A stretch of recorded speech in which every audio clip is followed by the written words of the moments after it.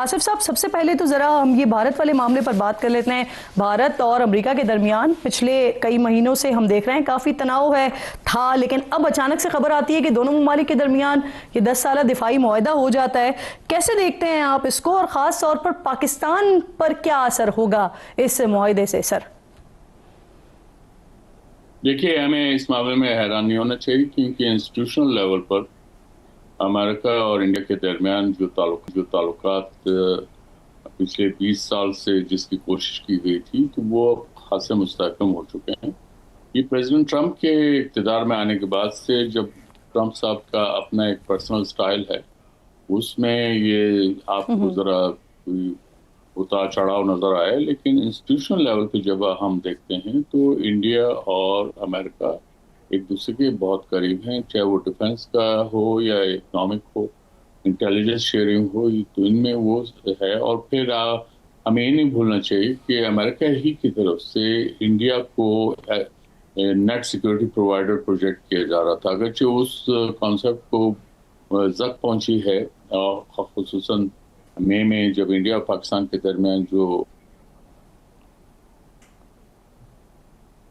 اس نے پھر انڈیا کا وہ جو میتھ تھی about the net security provider, وہ شیٹر ہو گئی۔ لیکن یہ تمام حقائق کے باوجود اس میں اب امریکہ ڈیفینس لیول پہ میرے خیال میں انڈیا کو جو ہے وہ مدد کرتا رہے گا، نہ صرف مدد کرے گا، اس میں امریکہ کی بھی جو ہے وہ اقتصادی لحاظ سے امریکہ کو سے بہت وہ فائدہ ہوگا۔ اور F-35 پلین جو ہے وہ آلریڈی وہ ہیں ایڈوانس سٹیج آف نیگوسیشنز میں ہیں۔ میرے خیال میں رافیل کے بارے میں جو اس وقت رپورٹس ہیں، وہ اس میں ان کا گراف کافی نیچے جا چکا ہے۔ تو انڈیا بھی اس معاملے میں جو ہے زیادہ کین ہوگا کہ F-35 ایئر کرافٹ جو ہے اس کو حاصل ہوں، اور لیکن اسی وقت ہو سکتے ہیں کہ اس کے لیے دونوں ممالک کے درمیان سیاسی فضا جو ہے سازگار ہو۔ آپ نے یہ بھی دیکھا ہوگا کہ ابھی یعنی آصف صاحب، ہم اسے ایسا کہہ سکتے ہیں، کیونکہ ہم دیکھ رہے ہیں کہ انڈیا اور امریکہ کے درمیان تعلقات ابھی کس نوعیت کے ہیں، تو یہ معاہدہ تعلقات کی بحالی کے لیے ہے، اور بھارت جو ہے وہ پیسے دے کر امریکہ سے ہتھیار بھی خریدے گا اور ساتھ ساتھ تعلقات بھی بہتر کرنے کی کوشش کرے گا۔ جی، یہ آپ کا یہ کہنا بالکل صحیح ہے، اور یہ آپ کی آبزرویشن صحیح ہے۔ میں تو یہ اس بات پہ ایمفیسائز کروں گا کہ ہمیں پریزیڈنٹ ٹرمپ صاحب جو ہیں وہ ایک شخصیت ہیں، لیکن اس کے پیچھے جو انسٹیٹیوشنز ہیں ان کی بھی اپنی سائیکالوجی ہوتی ہے، ان کا ایک طریقہ کار ہے کام کرنے کا۔ تو وہ اس لحاظ سے انسٹیٹیوشنز کا جو سوچ ہے وہ ہمیشہ ڈیوریبل ہوتی ہے۔ انڈیویجولز جو ہیں وہ آتے ہیں چلے جاتے ہیں، ان کی ٹھیک ہے لیگیسی رہتی ہے، پریزیڈنٹ ٹرمپ کی یہ لیگیسی رہے گی کہ انہوں نے انڈیا کو جولٹ کیا، انہوں نے جو ہے وہ پرائم منسٹر نریندر مودی جو ہے ان کی جس زوم میں تھے انہوں نے اس کو شیٹر کیا۔ انہوں نے 34 دفعہ یہ کہا کہ میں نے انڈیا اور پاکستان کے درمیان جنگ رکوائی ہے، اور انہوں نے یہ ابھی ریسنٹلی کہا کہ انڈیا کے 7 بیوٹیفل طیارے جو تھے رافیل وہ گرا دیے گئے۔ وہ گرائے تو یہ جی تو وہ پیٹنٹ ہو گیا ہے سر ان کا یہ اب جملہ، اور بارہا اس کا تذکرہ کرتے ہیں۔ لیکن مجھے یہ فرمائیے سر کہ پاکستان کو اس دفاعی معاہدے کو کس طرح سے دیکھنا چاہیے؟ گو کہ آج بھی اگر سچویشن ہم دیکھتے ہیں تو یہ ایم او یوز جو سائن ہوئے ہیں یہ وزراء نے کیے ہیں، سربراہان نے تو دستخط نہیں کیے، تو کیا ہم اسے یہ بھی کہہ سکتے ہیں کہ ٹرمپ کا جو انداز ہے بھارت کی طرف اس وقت وہ نہیں تبدیل ہو رہا؟ تو معاہدہ اب یہ ہو گیا ہے، تو اب آپ کیا کہتے ہیں پاکستان کو کس طرح سے اسے دیکھنا چاہیے؟ بہت زیادہ فرق نہیں پڑے گا، یا پھر ہمیں اپنی اسٹریٹجی پلان کرنی پڑے گی اس کو دیکھتے ہوئے؟ دیکھیں، ٹرمپ اور نو ٹرمپ، ہمیں انڈیا کے کانٹیکس میں تیار رہنا پڑے گا، اور ہم تیار تھے، لہٰذا ہم نے مئی میں دیکھ لیا کہ اس کا کیا نتیجہ نکلا۔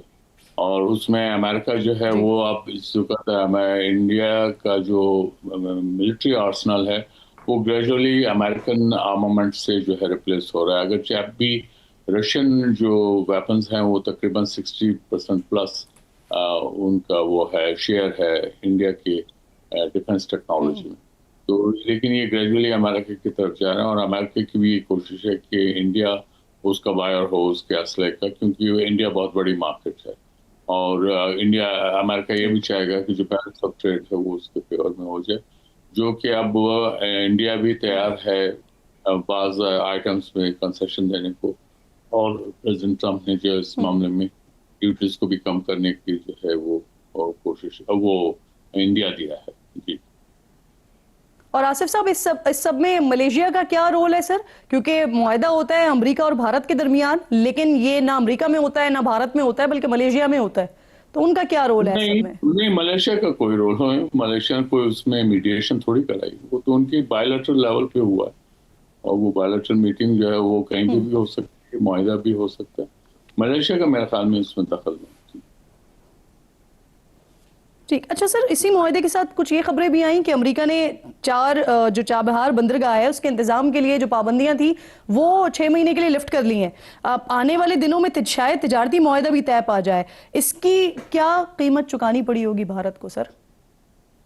मेरे ख्याल में India sort concessions for 6 months, क्योंकि उनके जो पाइपलाइन में होंगे जो भी उनके तिजारती सामान आना जाना तरसील या जो भी कुछ उसमें जो लॉजिस्टिकल और इंफ्रास्ट्रक्चरल कोई इश्यूज होंगे वो उसका हो सकता है। लेकिन ये हैविंग सेड दैट, चाबहार जो है वो इंडिया के लिए इतनी इकोनॉमिकल या प्रॉफिटेबल पोर्ट अभी साबित नहीं हुई है। यही वजह है कि प्राइवेट बिजनेस जो है इंडिया का वो चाबहार को यूज नहीं कर रहा, क्योंकि अगर ये इसका मकसद है अफगानिस्तान और सेंट्रल एशिया पहुंचना चाबहार का, पाकिस्तान को जो है बाईपास करके, तो उनको ट्रांसपोर्टेशन कॉस्ट तकरीबन 33 से 40% ज्यादा देना पड़ता है। प्राइवेट बिजनेसेस इसके लिए तैयार नहीं है।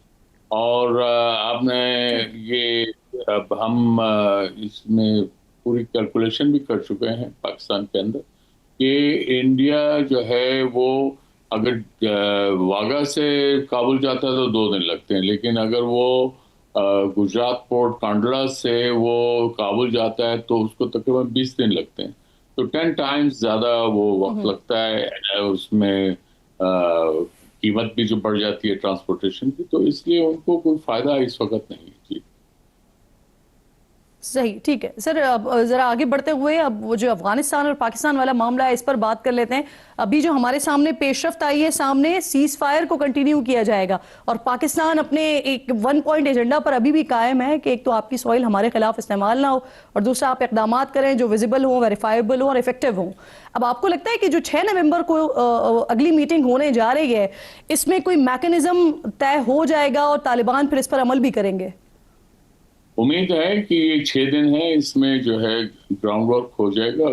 यानी पाकिस्तान के जो डिमांड है वो 1 पॉइंट डिमांड है कि अफगानिस्तान को वेरीफाइबल मैकेनिज्म की तरफ आना पड़ेगा, क्योंकि जो टीटीपी है उसका वजूद अफगानिस्तान में है, मौजूद है, उनके कैडर्स, उनके लीडरशिप वहाँ पे, वो वहाँ पे प्लान करते हैं हमले पाकिस्तान के खिलाफ। तो इसलिए हमारे लिए ये कंसर्न है और मेजर सोर्स ऑफ कंसर्न है। तो अफगानिस्तान को इस मामले में इकदाम लेने पड़ेंगे और वेरीफाइबल होने चाहिए, क्योंकि हम इसमें ये एक तमीज करने की जरूरत है कि टीटीपी का वजूद जो उनके कैडर्स पाकिस्तान के अंदर हैं उनके बारे में पाकिस्तान ने कभी भी अफगानिस्तान से बात नहीं की। बात सिर्फ उस कैडर्स के बारे में हो रही है जो अफगानिस्तान में वजूद रखते हैं, जो खुलम खुला वहाँ पे फिरते हैं असला के साथ, जिनकी लीडरशिप खुलम खुला वहाँ फिरती है। पाकिस्तान के अंदर वो छुपे हुए हैं, पाकिस्तान में वो अंडरग्राउंड है। पाकिस्तान में पाकिस्तान को इंटेलिजेंस बेस्ड ऑपरेशन करना पड़ता है, अफगानिस्तान के अंदर वो खुलम खुला फिर रहे हैं। तो इसलिए ये इकदाम लेने की जरूरत है जो पाकिस्तान जस्टिफाइड है जी। जी सर, मुझे ये फरमाइए, क्योंकि हम जब अब अफगानिस्तान को देख रहे थे वहां से बड़ी एक मौका ऐसा आया कि मस्बत खबरें आना शुरू हो गई। फिर उसके बाद हमने देखा कि एक सिचुएशन यहां तक आ गई कि पाकिस्तान का जो डेलीगेशन था वो एयरपोर्ट तक पहुंच गया था, फिर जो सालिस हैं उन्होंने रिक्वेस्ट की और उसके बाद फिर दोबारा वापस गए। तो ये इस सिचुएशन में हुआ कि जब मुज़ाकरात हो रहे थे और उसी दौरान में पाक फौज ने नूर वली महसूद के नायब कारी अमजद को हलाक किया और टीटीपी ने फिर इस बात पर तस्दीक भी की, तो क्या इससे दबाव बढ़ा कि फिर दोबारा आए मेज पर और फिर हमारे सामने कम से कम सीज फायर को कंटिन्यू करने तक की बात सामने आई? देखिए, जो कारी अमजद को मारने का है, वो पाकिस्तान के टेरिटरी के अंदर वाक़या हुआ है और वो पाकिस्तान का मसला है।